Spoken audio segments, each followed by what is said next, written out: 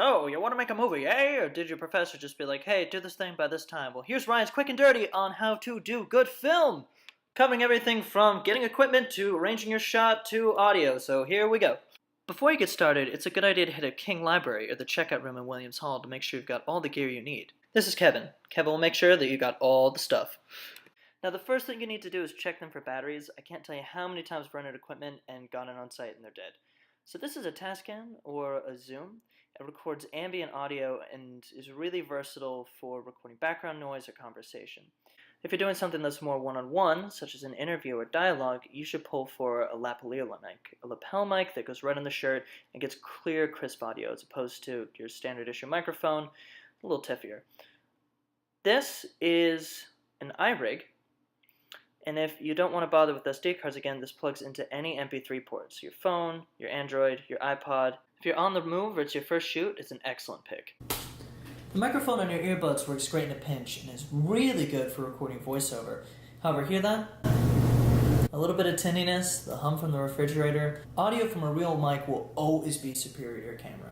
Now that you're all set up with audio, your next most piece of equipment is your tripod.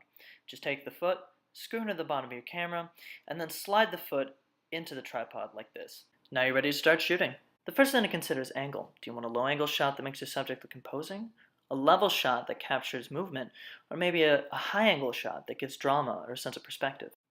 The next thing to consider is the length of the shot. This is an establishing shot which zooms out to give a sense of place.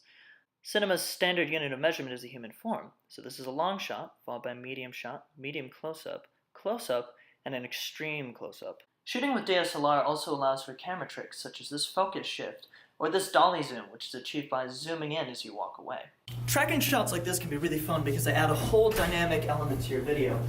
You can do them over the shoulder, as you walk, but the main element is motion with the camera. If the camera's stationary, then it's called a pan, such as this pan from the left to the right, or this pan moving upward to reveal the scene. Shooting in auto is easy, but having a basic knowledge of photography allows for a lot of artistic freedom. This shot is low aperture and a low depth of field, what photographers identify as a portrait. But if you open up the aperture, which lets in less light but more background, you get a shot with a deeper depth of field.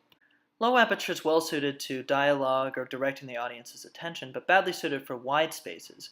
For shots like this, use a high aperture so that you capture all the detail occurring in the scene. You don't have to worry about shutter speed. As long as you're above 80, use whatever variable you need to get the right lighting. However, if you go below about 60, you start getting motion blur, which can really mess up your shot. Your camera's third and final variable is ISO, which controls its sensitivity to light. Notice how this footage is a little bit grainier though? It's because it was shot at night using a high ISO to compensate for the lack of light. However, you lose footage quality with more photosensitivity. And that's how you make a movie. See, if I can do it, you can do it. Now go out there and make me proud.